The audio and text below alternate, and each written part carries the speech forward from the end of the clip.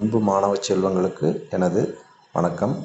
நம்ம இப்போ தமிழ்நாட்டில் வெவ்வேறு மாவட்டங்களில் நடைபெற்ற திருப்புதல் தேர்வு வினாத்தாள் ஒரு மதிப்பெண் வினாக்களை பார்க்க போகிறோம். அந்த வகையில் இது தமிழ்நாட்டில் ஒரு மாவட்டத்தில் நடைபெற்ற திருப்புதல் தேர்வோட வினாத்தாள். ஸோ இதற்கான விடைகளை நாம் பார்க்கலாம் வாங்க. முதல் வினாவை என்ன கொடுத்துருக்குறோம், ராக்கெட் ஏவுதலில் டேஷ் விதிகள் பயன்படுத்தப்படுகின்றது. ஸோ இதில் நியூட்டனின் 3ஆம் விதி, நியூட்டனின் பொது ஈர்ப்பியல் விதி, நேர்கோட்டு உந்த மாறா கோட்பாடு, ஆ மற்றும் இ அப்படின்னு 4 விடைத்தெரிவுகள் கொடுக்கப்பட்டிருக்குது.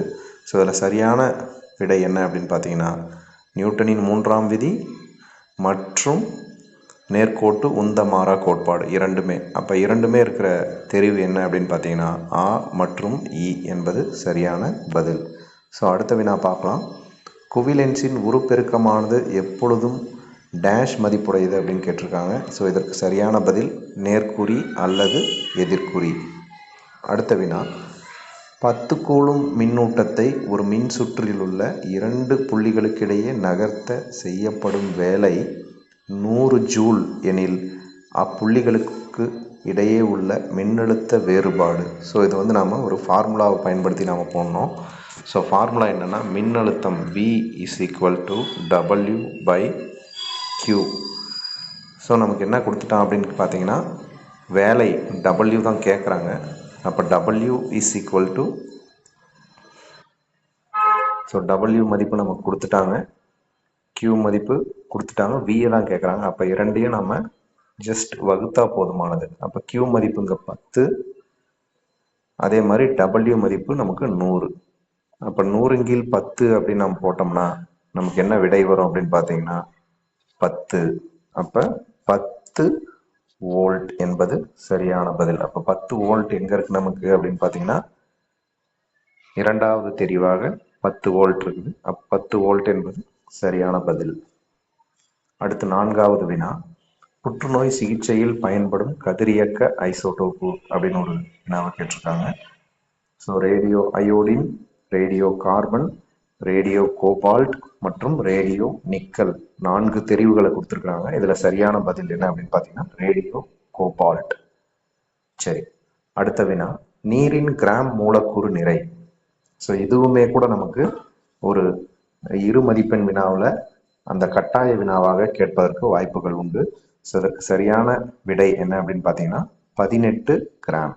ஸோ எப்படி 18 வரும், H2O நம்ம போடுறோம், ஓவுக்கு அணுநிறை 16, ஹைட்ரஜன் அணுநிறை 1.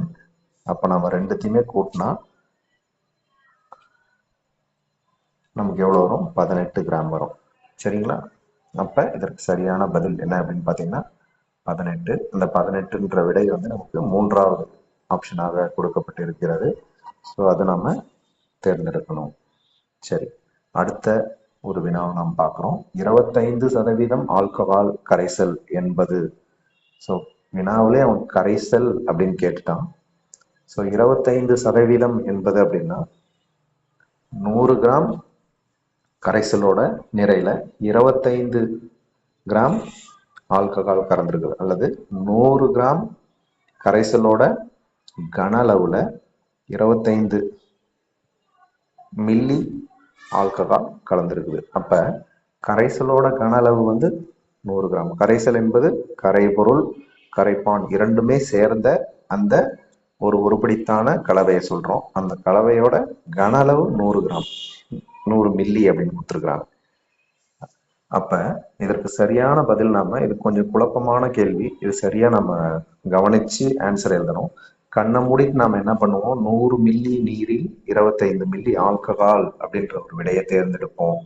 அது தேர்ந்தெடுத்தா தவறான பதிலாக மாறிவிடும். ஸோ இதற்கு சரியான பதில் என்ன அப்படின்னு பார்த்தீங்கன்னா 75 மில்லி நீரில் 25 மில்லி ஆல்கஹால். அப்படி போடுறப்பதான் நமக்கு கரைப்பானோட கன அளவு 75, கரைப்பொருளோட கன அளவு 25, மேலே 25. நம்ம போடுறப்ப 25% நமக்கு கிடைக்கும். ஸோ இதற்கு சரியான பதில் 3வது தெரிவாக கொடுக்கப்பட்டிருக்கக்கூடிய 75 மில்லி நீரில் 25 மில்லி ஆல்கஹால்.